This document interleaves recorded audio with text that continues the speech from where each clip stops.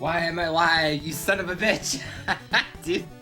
Dude, I do that all the time, like when I'm holding marathons to other people.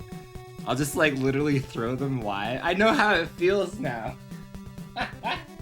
Okay, anyway, thank you, Alex, for literally throwing me out there to like the sharks. So yeah, this is Batman. Welcome on in, everybody. Welcome again. Alex's chat and ESA chat. How's everybody doing today? I'll try to explain just the first level really quickly. Like this screen right here, you have 0.3 seconds to do it correctly. Otherwise, it basically messes up the entire run. It's like you have to do everything within like a 0.3 window. And it sucks. Hey, I'm sorry, Alex, alright? Yeah, we will try to put it all together. This is a really cool game. One of the best speedruns, I think, on the NES. If you're familiar with this game, it's very good. If you're familiar with the speedrun, it's extremely good. So I'll try to explain it, but there's way too much information in this game to explain in such a short period of time, but we will try. So the thing is, like right when I reset, I have to hold start to buffer, and I'll explain that to you later on, but we'll do that now. So... So I told Alex, as long as we get through 1-1, I will accept reality. So we have to throw, like this is going to be ammo heart. This is also going to be ammo. You have to throw all of these very, very specifically. And then you switch to gun here and you shoot, okay, we're okay. So yeah, after shooting 2 guns here, these are both going to be ammo. We can leave stage 1-1. This is literally one of the hardest screens in the entire game. Just because if you mess up 0.3, nice! I was gonna say if you mess up at all, this is why it's impossible to talk by yourself and play this game. But if you mess up at all, so basically what's happening is, like, I'm all over the place already. So you have a 0.3 global timer in the background, and at least when it comes to like optimized Batman, you really have to kind of like obey that timer. So like if Batman accidentally brushes up against a block, or if he accidentally takes a hit or anything like that, you basically throw off the global for the rest of the run. So right off the beginning, we have a 0.3 timer, as I was saying, and you really want to respect the timer as long as possible, because that also partially lines up this boss coming up. So this moth boss together might not swoop, because we took a hit. Yeah, okay. So basically, he can immediately swoop, so obviously that got a little bit messed up taking a hit, but the big downside is, like, as long as I'm running this correctly, I would say, like, my ammo is accounted for, and semi-non-random, up until stage 3, whereas if I take, like, 1 hit in level 1, I don't know what kind of ammo that I get anymore, and it's entirely possible that Batman runs out of ammo probably about stage 4. So we're gonna see, like, maybe, like, some kind of, like, ammo crunch if we're not careful. That's excellent. Did not mean to take that hit either. Starts taking all kinds of great hits. But yeah, basically the other thing that's extremely important about the global timer too is you can see on live split it's adjusted correctly. It's not going to be correct anymore because I took a hit. But basically by the end of level 2, after we enter the boss, we want to enter on live split either 332 or 333 because we want an extremely specific pattern. So basically for the first like 3.5 minutes in optimized Batman, you're running as fast as you can, literally to beat that global timer, otherwise you're essentially going to get like a really shitty pattern on the level 2 boss. And that like breaks or makes, I guess, like a sub 10 time in this game, which is a ridiculous time. So we're probably going to enter at like 334 or something like that, depending on the rest of the level obviously and how it goes and taking any hits that are accidental. Those jumps wrapping around the blocks are, I think, a 2 pixel window, so it's a pretty tight window.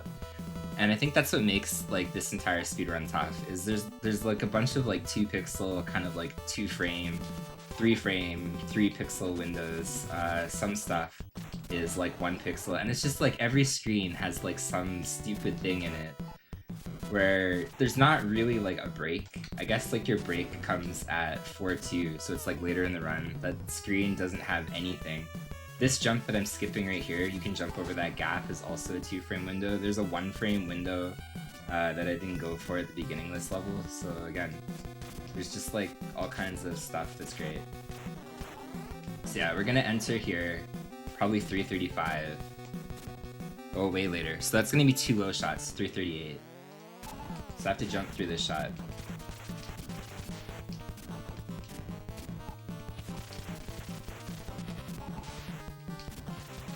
So if you've ever played this game, the jumpers are the bane of everybody's existence. Right here, you can stop and you can manipulate this entire screen. The problem is if you start to manipulate this entire screen, it again falls on the global timer that we were talking about before. So you now have basically like a 0.3 window to do this screen properly. If you do this screen properly, this guy will, he'll just jump neutral. So we can kind of like sneak under him. So this was correct. We ran this within like the 0.3 timer to make sure that the jumpers didn't act weird. But yeah, and it's like so full of stuff like this, man. So basically, like entering level 4, we want to have like probably, I would say, over 50 ammo. We're starting to feel the ammo pinch a little bit because like basically this screen onwards, entering 3-3, we're gonna start using a lot of ammo. And the stuff that we do kill, if you haven't noticed by now, there's kind of like a weird iframe thing going on where like Batman can pass through enemies. The good thing is Batman can pass through enemies. The downside is because he passes through enemies, not a lot of enemies die. So everything that we start doing here, everything that we start doing here, that was weird. We basically want enemies to like drop ammo, and this is going to be extremely awkward because that guy survived. So there's going to be a green guy that spawns. It's not normally up there. So I'm just going to shoot him. Okay. So these jumps coming up here, depending how you do them, they're called the cog skips. So jumping above these gears. Depending how you do them, it's either a 1 or 2 frame window again, so thank you. And I have to skip this one now because you need 4 health entering the boss. So we're just gonna go like this and apparently jump like that. And this is where we're starting to feel level 1. Although 38's not the worst, we'll take that. It was weird. What's up, Alacat?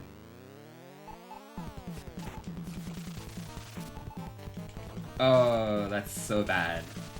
I can't believe that just happened. Don't kill me! Okay. Okay, so we have 19. 19, we gotta start believing that good things are gonna happen. 19 is not a great amount of ammo to have right here. And I like how both enemies that we killed drop nothing, so thank you, game. Okay, that helped a little bit. So yeah, level 4, okay, that also helped a lot. Level 4 really picks up like the ammo consumption, so Batman uses probably the most ammo in this level. And you're really at mercy at this point. Like you either needed to kind of like manipulate the drops correctly up until this point, or you just hope. But now that we have 60, that's getting a little bit better. The downside is we don't have enough health. There's going to be 2 damage boosts coming up here that are kind of forced. So 1 extra heart would be great, but the problem is hearts aren't even accounted for in this game. So the enemy drop rates are 37.5% when it comes to ammo, and then 50% when it comes to like these B things, which are just basically bonus points, and then hearts are 12.5%. So a lot of the time, Batman is like bleeding out and he really needs a heart, and the game's like, nope! So that's kind of like the situation that we're in right now.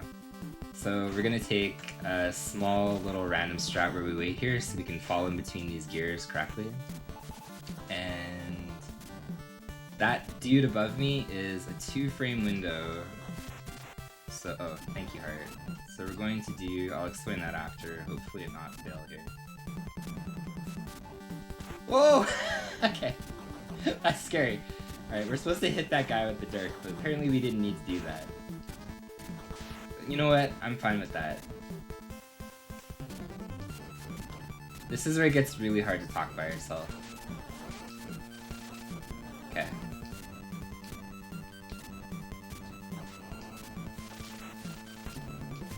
Oh, nice. Oh, nice! Okay, beautiful stairs. I was trying to say that the stairs coming up are probably like one of the hardest strats, but that clearly didn't work. So whatever happened there was great. Anyway.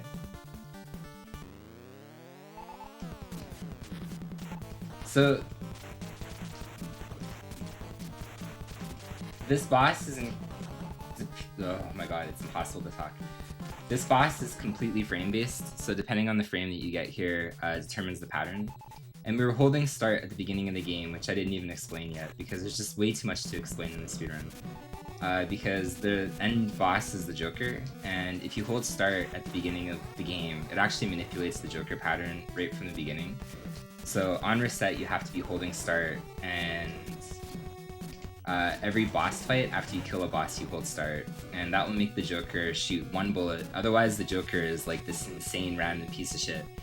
This is a terrifying situation to be in when it comes to a marathon, no reset setting. I need like at least like 25 ammo or so.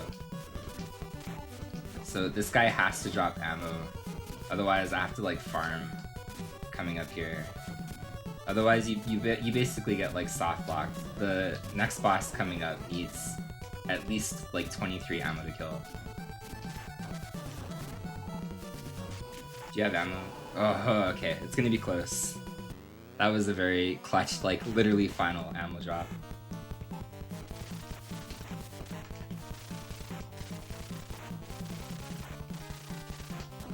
Okay, this is terrible. But anyway.